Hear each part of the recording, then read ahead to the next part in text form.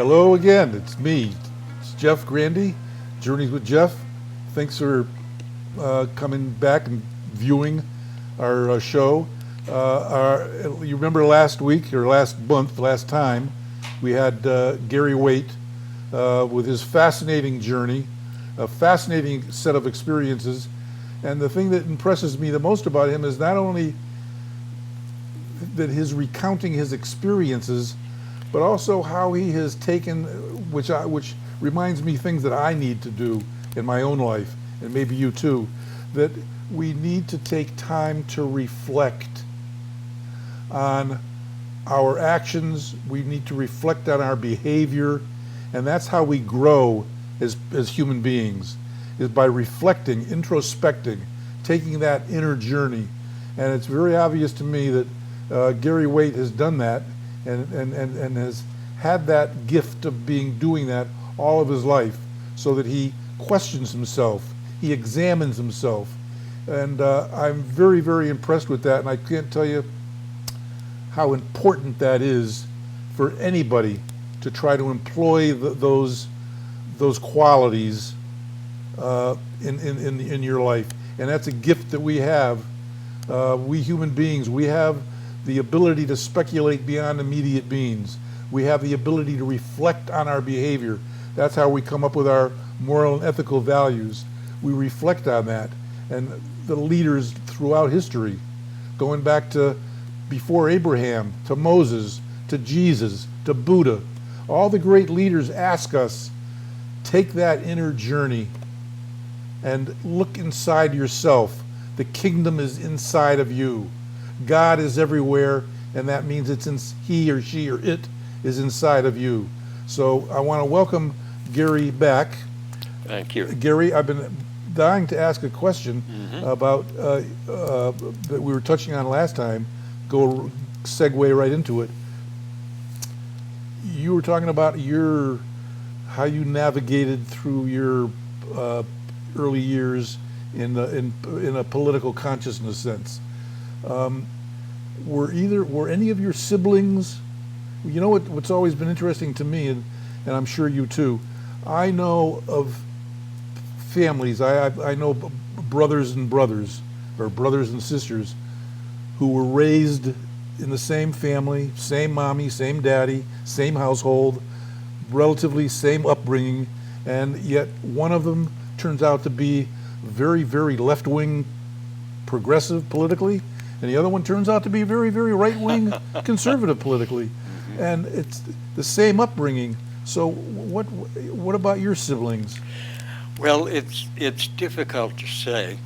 I think the sister who is closest to me in age, I'm sure she has a big heart and a great deal of compassion, because she went into the nursing field and rose in her profession and worked beyond retirement, actually, as head nurse in a Lutheran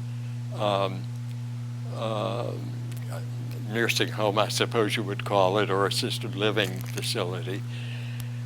And not only that, but also her children and her grandchildren have been involved in healthcare. And I think not because it was a job, but because they cared about people.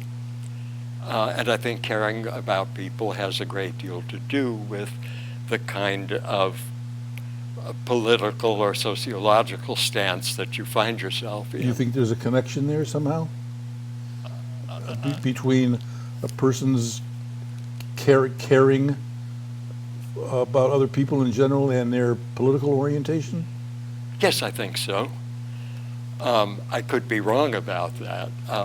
I've never read any sociological studies about it, but from my teaching and pastoral work, I seem to have seen that quite a bit. Yeah. Okay. Well, I want to talk about. I kind of digressed, and I interrupted you a little bit a while ago about your theological orientation. You did get a THD in theology from BU, Correct.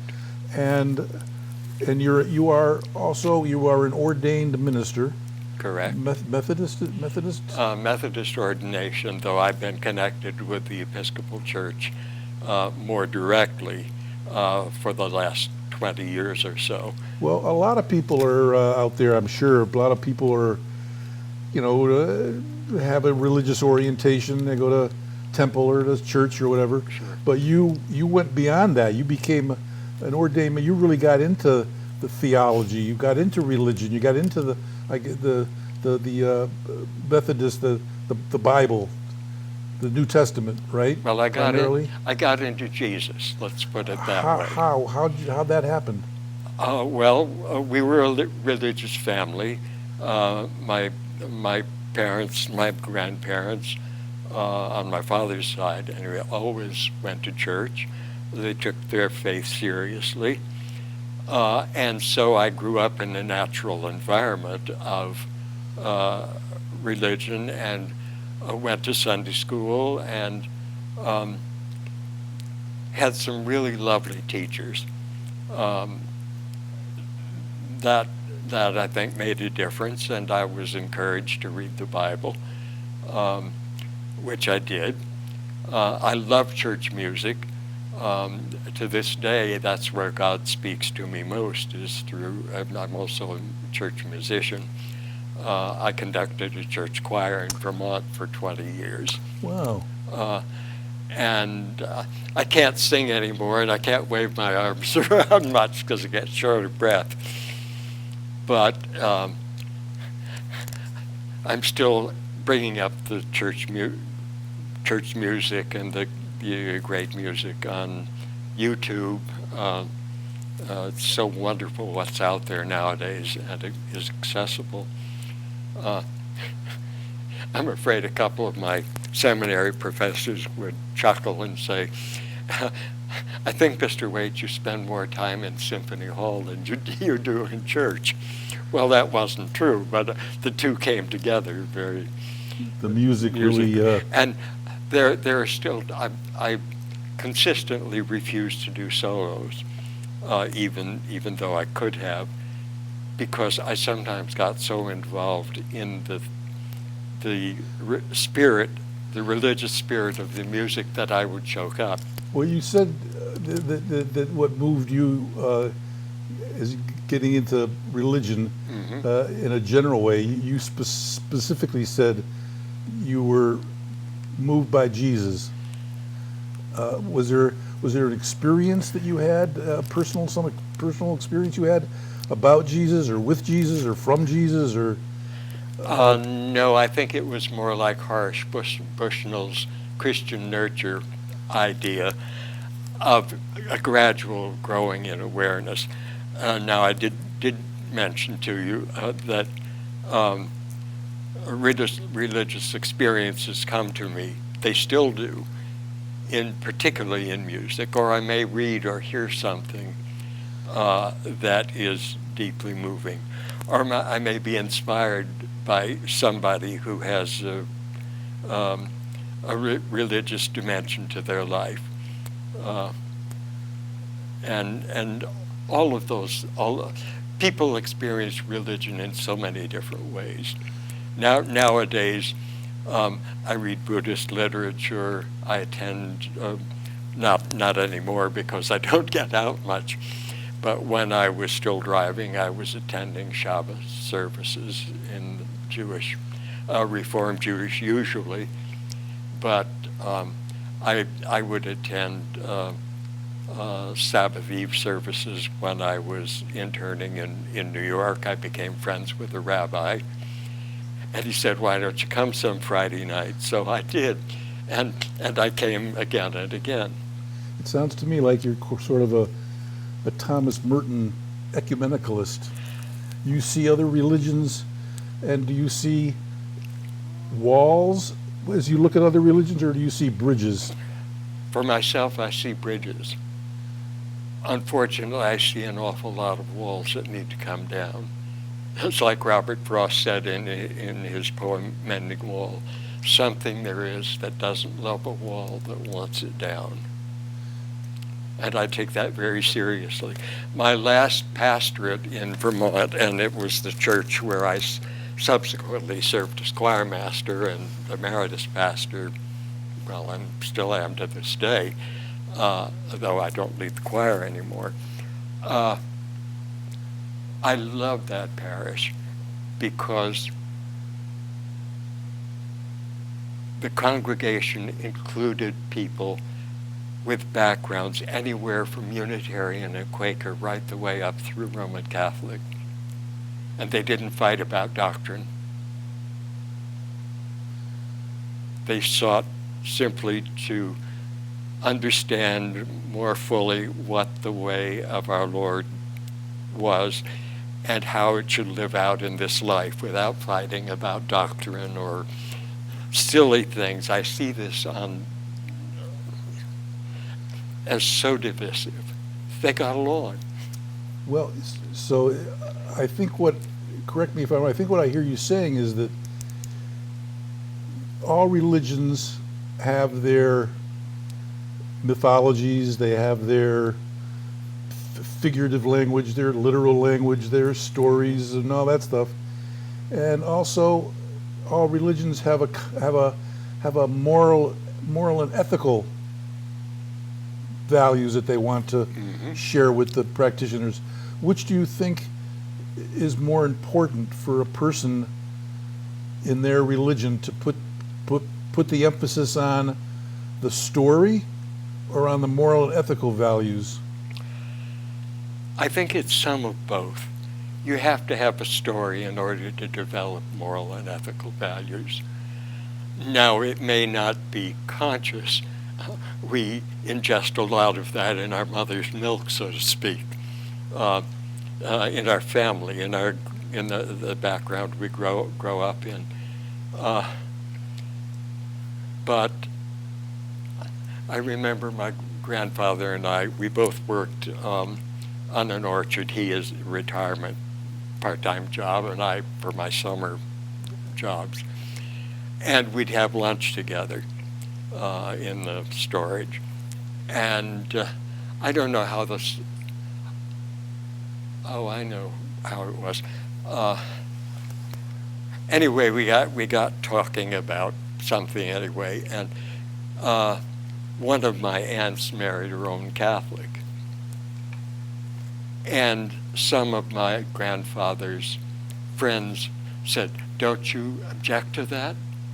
To being associated with the Catholic?" These are old-time Methodists, of course. And my grandfather said, "You know, you're going to have some surprises in store for you when you get to heaven. You better prepare to meet some Catholics." I mean, he made a joke out of it, but the point was there. Yeah. Yeah. I don't necessarily believe in everything that my Roman Catholic friends believe, but my best friend from the time we were in first grade until this very day, he was Roman Catholic, they were French Canadians, and we would often go out on trips on Sunday, and they would stop at church. And they said, "Bring a book with you. You can sit in the car and read, or if it was nice weather outside, you don't have to come in." But I went in, and then I asked my folks about it, and they said, "Go in. You may learn something, and you can at least say your prayers. And how else are you going to find out what they're like?" You can learn something. Yeah. You have to be, in order to, and you've taught, you've been a student and you've been a teacher, and you probably know very well that in order to learn, one has to be open. You have to have an open mind. Yes, you do, and you're willing to learn, and you have to be respectful, and respectful of other people's. What would you say? There's in your mind, is there a distinction or a difference between being religious and being spiritual? Yes. How so? To me, religious is too much a focus on forms. Spiritual is much beyond that.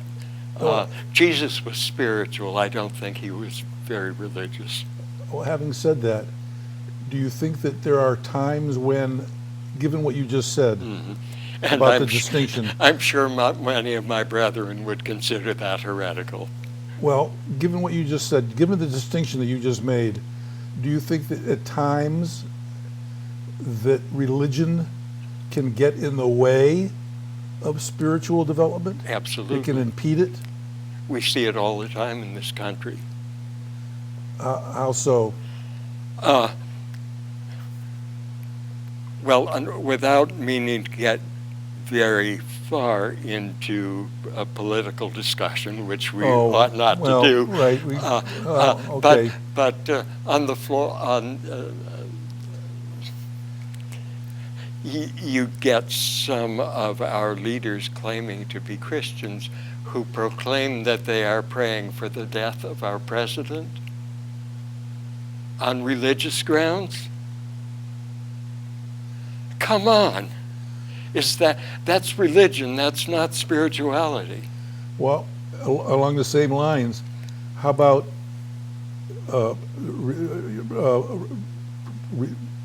people justifying misogyny or racism or enslavement on religious on grounds? religious grounds? That's wrong. I remember recently, in the last couple of years, demonstrations, that in the news, and there was one big demonstration, big placard, big letters, "God hates fags." Well, then God hates me.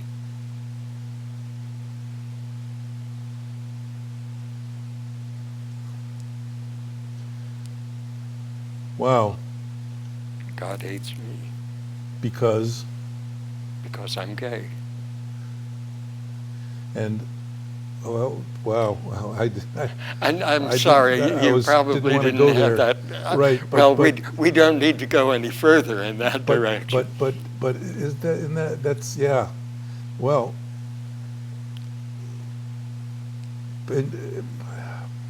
I'm sorry, I didn't mean how to does spring it? No, that that's on okay. you. No, go. How does it? But when you said what was on that placard, it just came into my mind. How does it match up, Gary? How does that match up?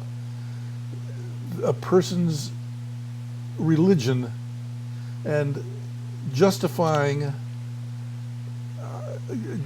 Oh, I can answer that very easily. Southerners used to defend slavery on the basis of a quotation from St. Paul. Slaves, obey your masters. Now, yeah, go ahead. Yeah. And so slavery was justified in their minds. But what so many people fail to realize is that many of these things are time-tied, and they need to reinterpret them in terms of today's understanding. You can take that saying of St. Paul, which made sense in its own day, but nowadays you have to translate it into something like, employers, respect your employees, pay them a fair wage, and workers, give your employer a good day's work for your pay.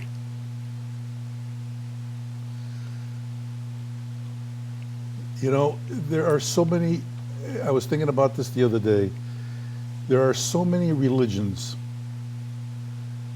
dozens of different religions, and within those religions, within Hinduism, within Buddhism, within Christianity, look at how many subgroups and how many sects there are. My way of thinking is that, what is that? That tells me that human minds are so diverse. I mean, if there was one ultimate manifest truth out there in terms of explaining the mystery, this mystery of this phenomena, this life, this phenomena that we call life, this sentient universe.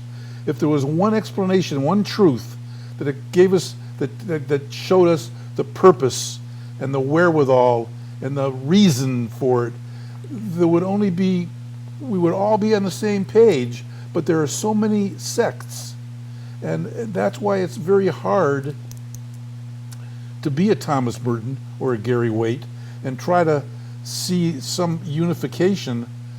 But a lot of it has to do with, in my opinion, tell me if you agree with, but like personality types, personality, and Well, of course it does. so that a person would say to you, I can see a person responding to what you just said, say, I don't have to, there's nothing, in my mind, there's nothing in this scripture that needs to be interpreted because it is word for word, literally the truth. And That's fear and insecurity. You're a sociologist, you know that. Well, you cannot. Yes, it's it's literally the truth. So, I remember there was one thing that I grew up. My mother was Jewish. Mm-hmm. My father was a Norwegian Lutheran. All right.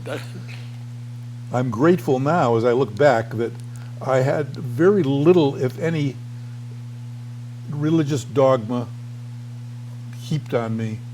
You were fortunate. I think I was fortunate, because I think that to a kid who can't think for themselves, to have that.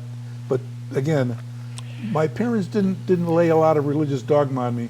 As I grew up, I explored, and one thing that I came across that really attracted me to Buddhism Mm-hmm. was a quick little sentence that I read, and I said, "That's for me."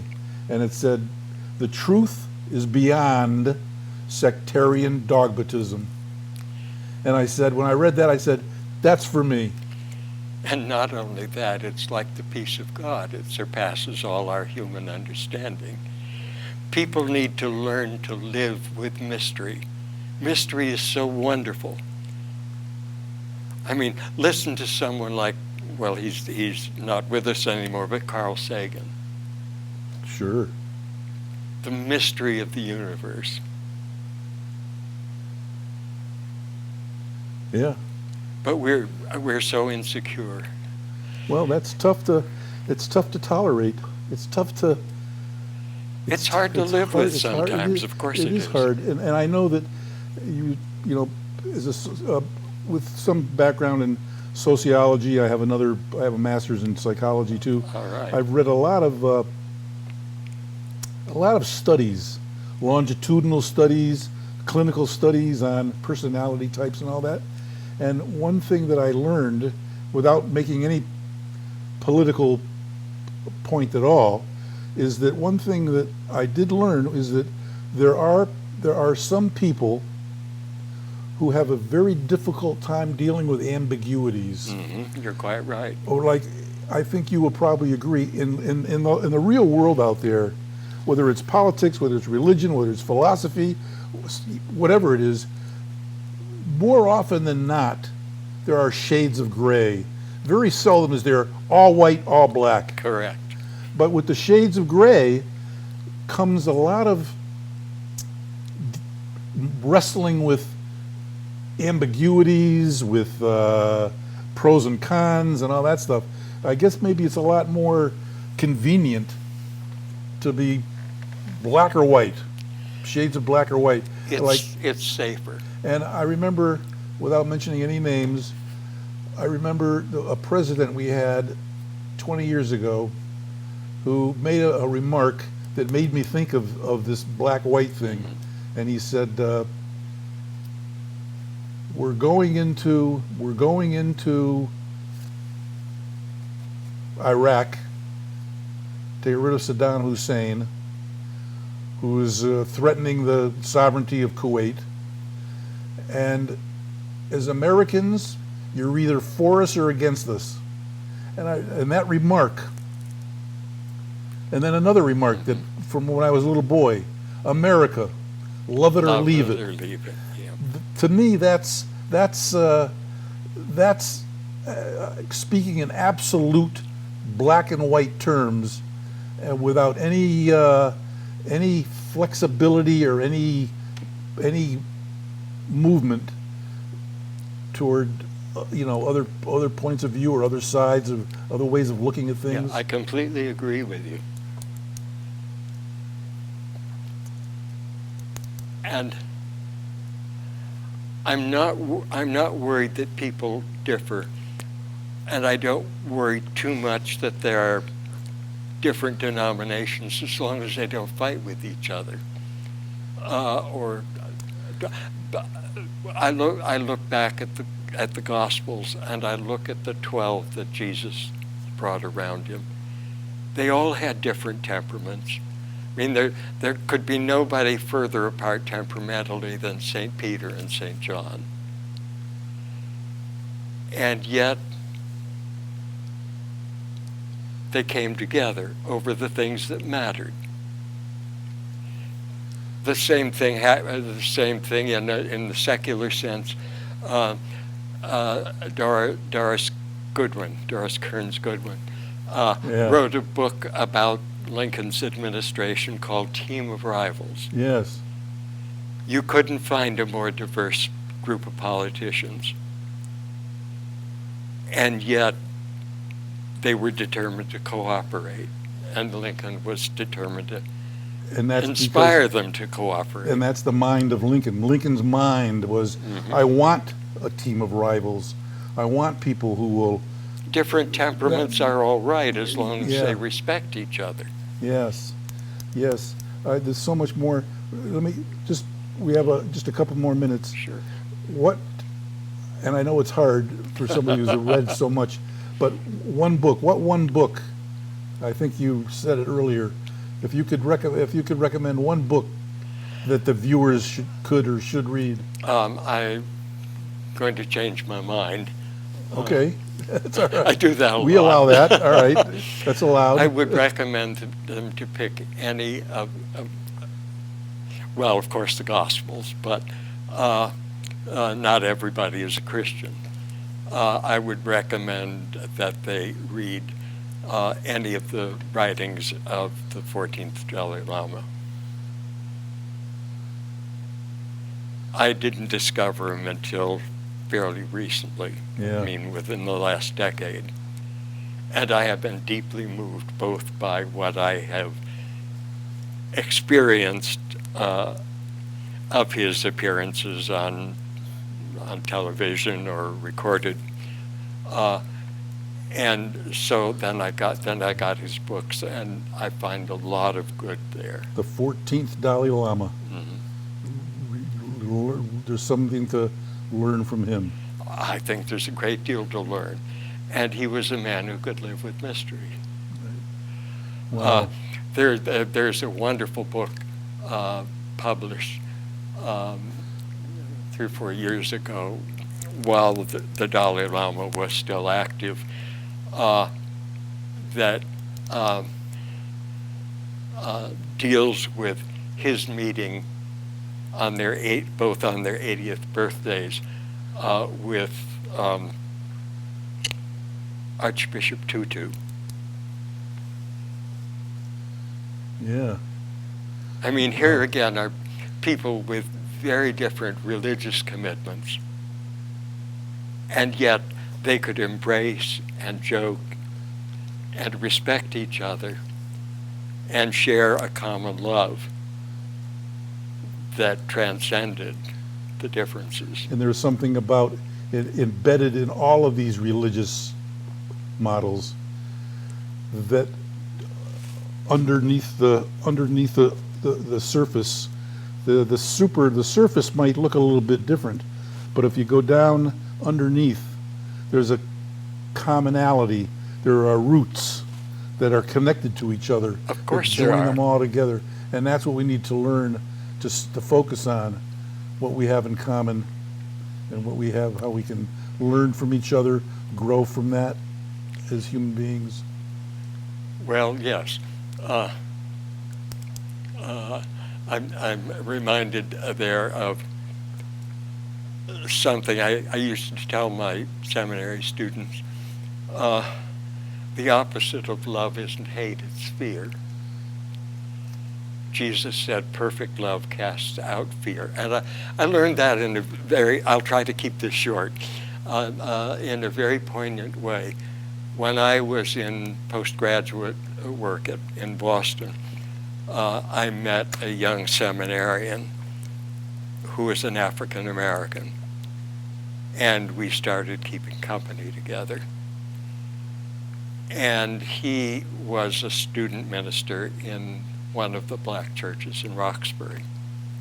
He preached once a month, and as we got to be very good friends, he invited me to come and hear him preach.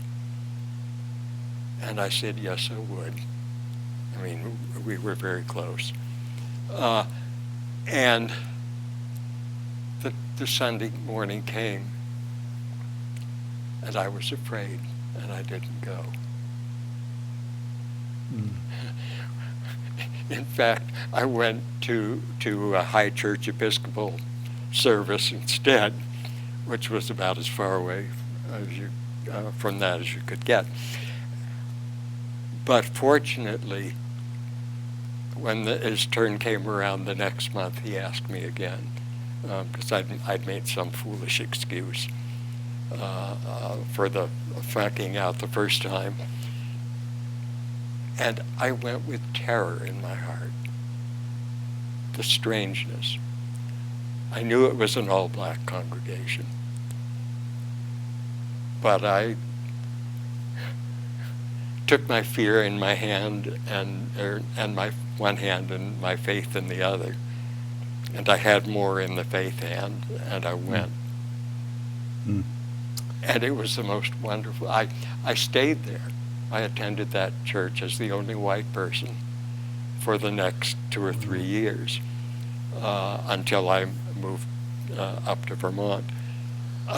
And the people were so wonderful.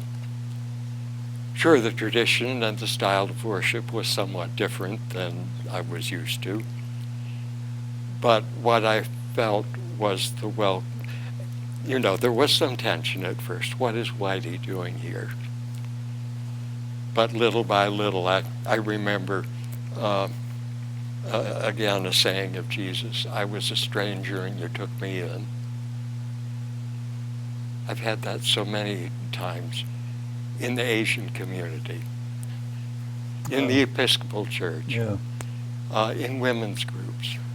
Go with respect. Get over your fear and go with love if you can.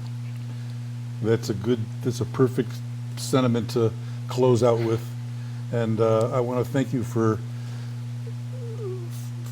sharing so many wonderful things with us. I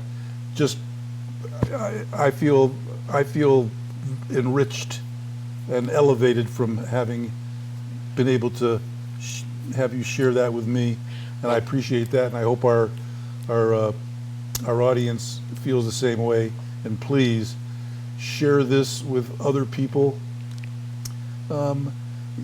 Life does not always give us the gift of coming across people who say things that are so, in my opinion, so worthy of being repeated and being shared with other people. And our guest, Gary Waite, is one of those rare treasures, and I hope that you will feel the same way. Gary, thank you very much. Well, I thank you for having me. You've made me think and dig into myself a little bit. Well, and that's always good for me. It is, and you, as me as well, you've had the same effect on me. So I want to thank you all, and we'll see you next time on Journeys with Jeff. Thank you very much, everybody.